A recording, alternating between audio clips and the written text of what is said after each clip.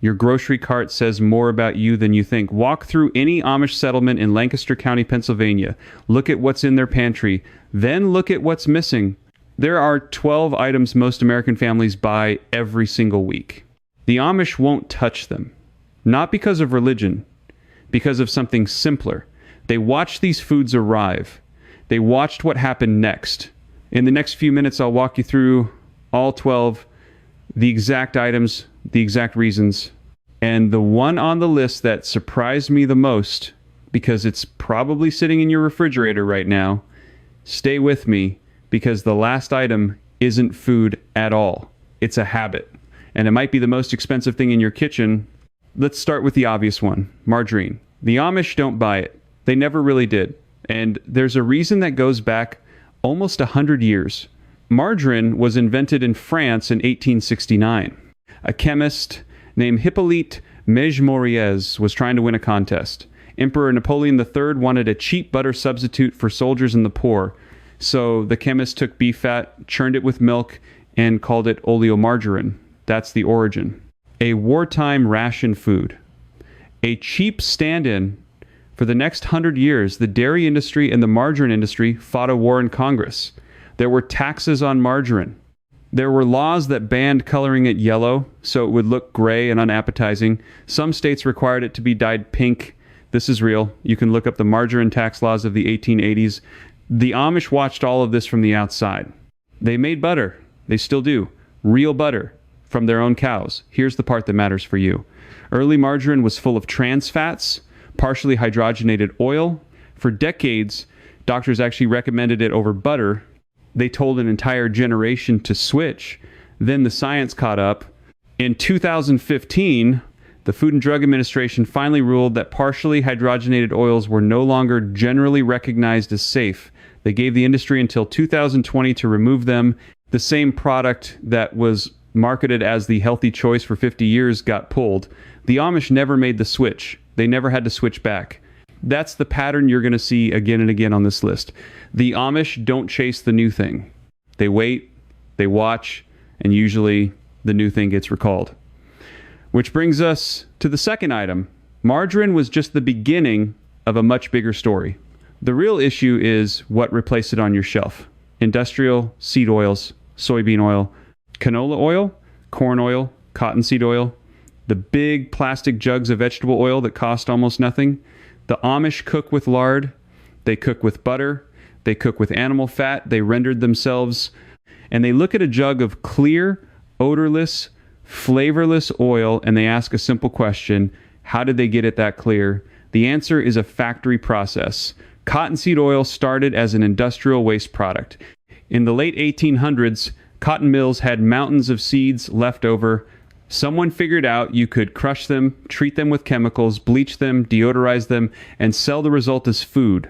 That's the origin of Crisco, by the way. Procter & Gamble launched it in 1911. It was made from cottonseed oil. The same company that made soap and candles from cotton waste turned it into shortening. Now, here's the dollar figure that should make you pause. The global vegetable oil market is worth over $240 billion a year. That's billion, with a B. An entire industry built on the cheapest possible fat, sold to you as the heart-healthy choice. The Amish skipped all of it. They never trusted a fat that needed a chemistry lab to become edible. You don't have to agree with everything they believe to notice the pattern. They eat fats that a person could make in their own kitchen with tools they understand. If you can't make it at home, they're suspicious of it. Hold on to that idea. Because the third item takes it even further. Now we get to the thing in the bright box on every breakfast table. Boxed cereal. The Amish don't buy it. Their kids eat eggs, oatmeal made from actual oats, bread with butter, leftovers from the night before, and there's history here that almost nobody knows. Breakfast cereal was invented as health food. Specifically, it was invented by people who wanted to change your behavior. In the 1860s and 1890s, a man named John Harvey Kellogg ran a sanitarium in Battle Creek, Michigan. He believed bland food would calm people down. He created cornflakes as part of that philosophy. His brother, Will Keith Kellogg, had a different idea. Add sugar. Sell it to everyone. That argument split the brothers, and it built an empire. Today, the breakfast cereal market in the United States is worth around $19 billion a year. The average box is mostly refined grain and sugar. Some children's cereals are close to 1/2 sugar by weight. You're paying premium prices for cheap corn and wheat, puffed up with air, sprayed with coating, and sold by the cartoon character. Here's what the Amish understand instinctively. The cheapest ingredients in the store get the most expensive marketing. The more a food is advertised, the less real it usually is. Have you ever seen a commercial for plain oats, for eggs, for cabbage? You haven't, because nobody makes a big margin on those. The Amish breakfast costs pennies and keeps a working man full until noon. The box version costs more and leaves a kid hungry by 10 in the morning. They did that math generations ago. And it leads straight into the fourth item, which might be the most addictive thing in the store. Soda. Not just regular soda. Diet soda too. The Amish drink water. They drink milk. They drink coffee and meadow tea. They do not stock their cellars with cases of cola. Let me give you the scale of what they're avoiding. The global soft drink market is worth over $400 billion a year. The average American drinks somewhere around 30 to 40 gallons of soda annually. Think about that. Gallons. A single can of regular cola has about 39 grams of sugar. That's nearly 10 teaspoons. You would never sit down and eat 10 teaspoons of sugar with a spoon, but you'll drink it in 2 minutes without noticing. The Amish noticed sugar was a luxury for most of human history. For them, it still carries a kind of respect. It's for canning, for pie on a Sunday, for a treat, not for washing down lunch every single day. And the diet version isn't a loophole to them. Artificial sweeteners are a laboratory product. Aspartame, sucralose, they didn't exist for most of human history, and the Amish have a deep distrust of anything that came out of a lab in the last 70 years. That's not superstition, that's caution. There's a difference. Here's the part that connects to your wallet. A family that drinks soda every day can spend $1,500 to $2,000 a year on flavored sugar water. The Amish family spends almost nothing on beverages because water comes from the well and milk comes from the cow. You're not just drinking the soda, you're financing an industry that spends billions to keep you thirsty for it. The fifth item is one most people never even think to question: lunch meat. The packaged deli slices, the pre-cooked, pre-seasoned, plastic-wrapped meat that goes in every school lunch in America. The Amish raise and butcher their own animals. They cure their own meats, often with salt and smoke and thyme, the way it was done for centuries. They know exactly what's in it because they put it there. Commercial lunch meat is a different animal. Most of it contains added nitrates and nitrites for color and shelf life.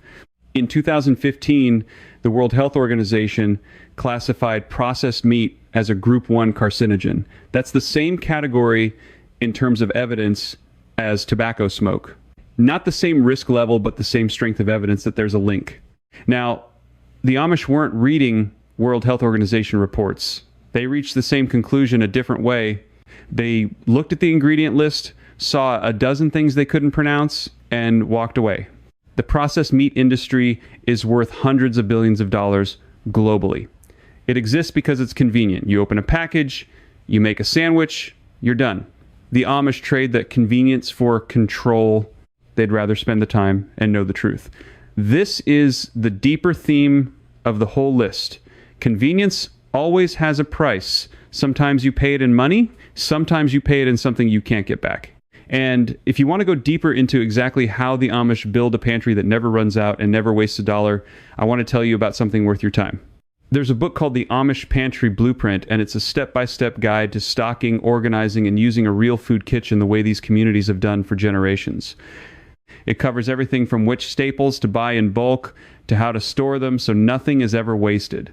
If what you're hearing in this video resonates with you, this book will take you from understanding the idea to actually living it.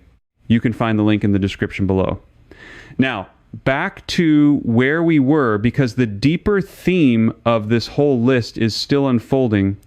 The sixth item is the purest example of that trade.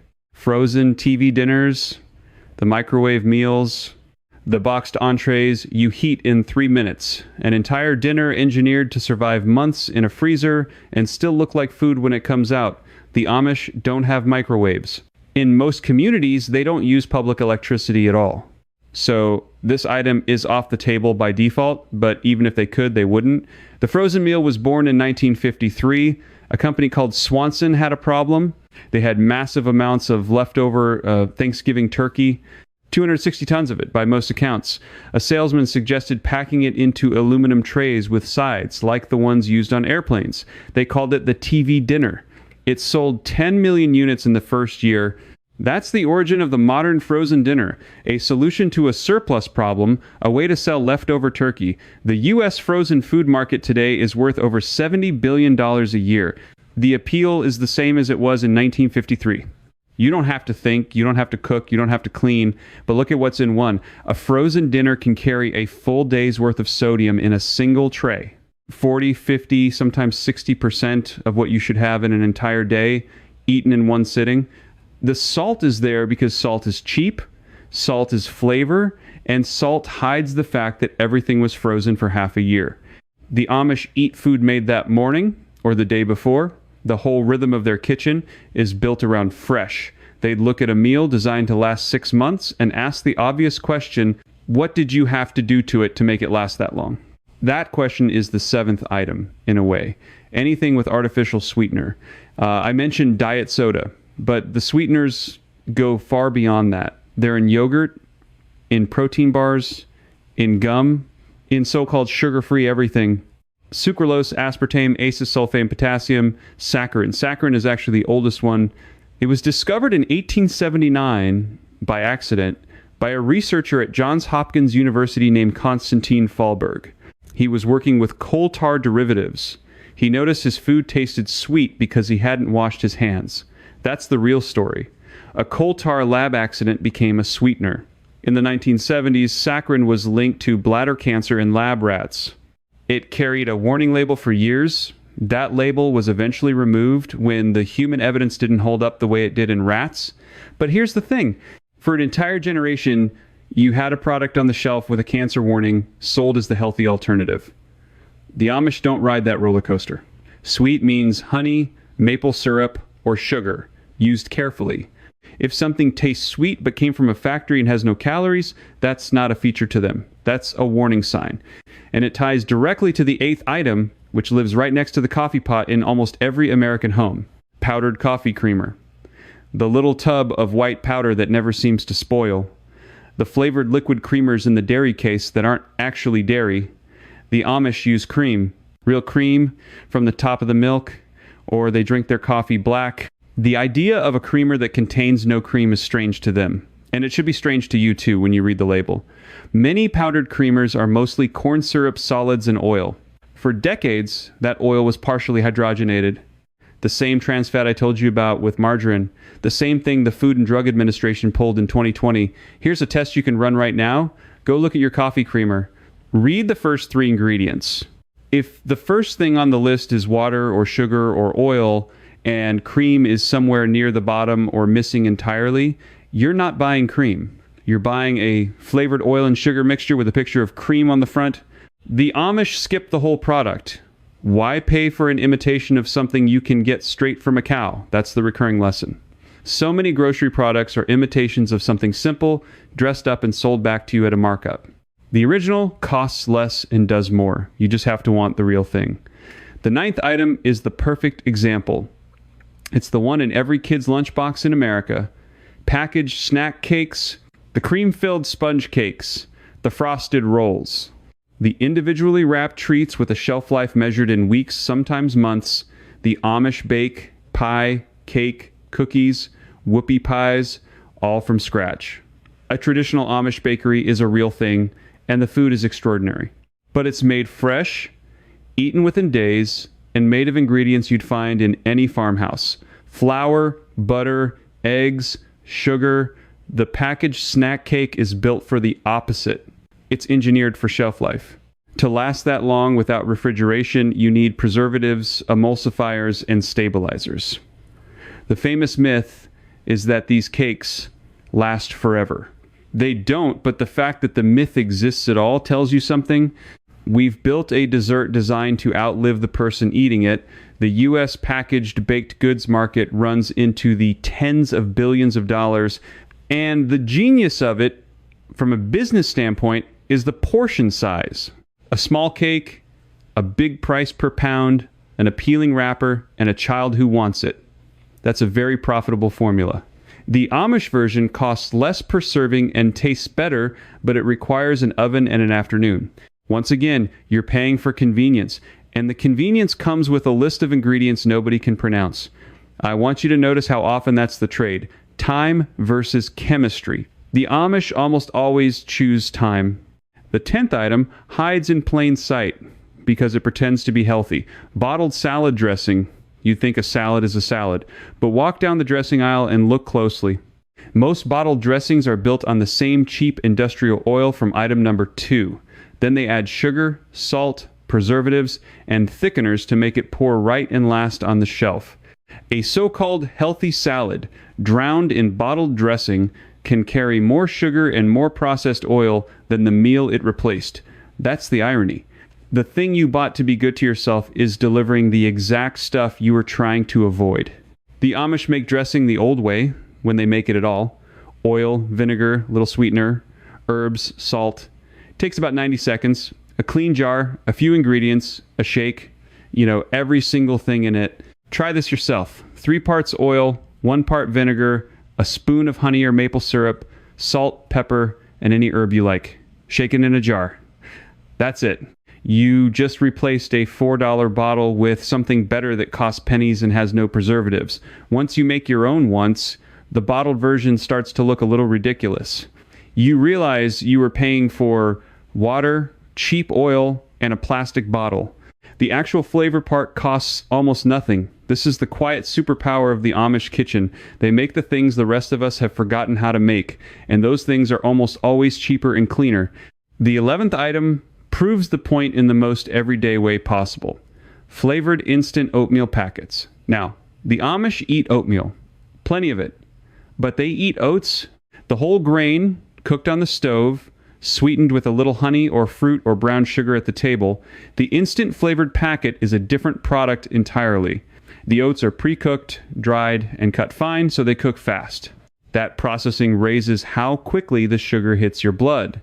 Then the packet adds its own sugar on top. A single flavored packet can hold 10, 12, sometimes more grams of added sugar in a tiny pouch. You're paying 2 or 3 times the price of plain oats for a smaller portion, more sugar and less staying power. A bowl of real oats keeps a person full for hours. The instant packet leaves you hungry before mid-morning, just like the cereal. Here's the cost comparison that makes Amish thrift look like genius. A big container of old-fashioned rolled oats costs a few dollars and makes 30 bowls. The same number of flavored instant packets costs 3 or 4 times as much. Same grain, worse result, higher price. The only thing you're really buying is 90 seconds of save time and a pre-measured pouch. The Amish would rather keep the money and spend the 90 seconds. Multiply that decision across 1,000 small choices a year, and you start to understand how a family lives well on very little. Which brings us to the 12th item, and this is the one I told you about at the start. The one that isn't really food at all. Here's the part that stopped me when I looked closely at how the Amish actually shop. The 12th item isn't a product, it's the impulse buy. The Amish don't shop the way we do. They don't wander the aisles. They don't grab the thing at the checkout. They don't buy the item they didn't plan to buy just because it's there at eye level in a bright package on sale. And that single habit might be worth more than all 11 other items combined. Think about how a modern grocery store is designed. This is not an accident. It's engineering. The milk is at the back, so you walk past everything else to reach it. The expensive brands are at eye level. The cheap staples are on the bottom shelf or the top, where you have to bend or reach. The candy and the magazines are at the register, placed exactly where a tired parent and a restless child have to wait.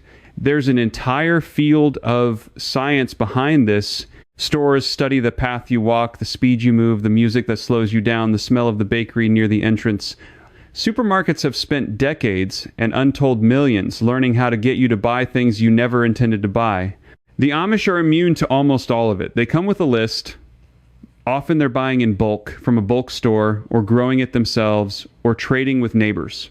They're not walking through a psychological obstacle course twice a week. The whole machine of impulse marketing has very little to grab onto. Estimates suggest the average American household spends a meaningful chunk of every grocery bill on items they didn't plan to buy. Impulse purchases, things grabbed in the moment. Over a year, that's hundreds, sometimes more than $1,000 spent on stuff that was never on any list. The Amish keep that money, not because they're cheap, because they're deliberate. Every dollar is a decision made on purpose before they ever walk through the door. And that's the real lesson hiding inside all 12 items. It was never just about margarine or soda or cereal. It's about who's making the decision. You, with a plan, or a marketing department with a budget of billions, designing the shelf so the choice gets made for you. The Amish chose to keep the wheel in their own hands. They decided what to eat based on what they could make, understand, and trace back to its source. Everything that failed that test got left in the store. Look back over the whole list. Margarine recalled decades after it was called healthy. Seed oils that began as industrial waste. Cereal invented to change your behavior, then loaded with sugar. Soda that finances an industry built on your thirst. Lunch meat flagged by the World Health Organization. Frozen dinners born from leftover turkey. Sweeteners discovered in a coal tar lab. Creamer with no cream. Snack cakes designed to outlive you. Dressing that undoes the salad. Oatmeal packets that cost triple for less. And the impulse buy, the habit that quietly drains the rest. 11 of those are things you can see. The 12th is the one you have to catch yourself doing. Here's the part I keep coming back to. None of this requires becoming Amish. You don't have to give up electricity. You don't have to churn your own butter or raise a cow. You just have to borrow the question they ask before they buy anything. Can I understand it? Can I trace it? Would my great-grandmother recognize it as food? That one question, asked in the aisle, replaces $1,000 of marketing aimed straight at you. It costs nothing. It takes 2 seconds. And it puts the decision back where it belongs. The total cost of applying everything on this list is less than zero. You'll spend less at the store, not more. A few extra minutes in the kitchen, a list in your hand, and a little suspicion of anything that needs a commercial to convince you. There's something quietly powerful about a group of people who watched 100 years of food trends come and go and simply chose not to chase any of them. They were called backward. Turns out they were just patient. The newest thing in the store is almost never the best thing, and they understood that before any of us were born. If you know someone who's tired overspending at the store every week, feeding a family and wondering where the money and the energy went, send them this. They don't need a diet. They need this one question. Take it to the store with you this week. See how much you leave on the shelf?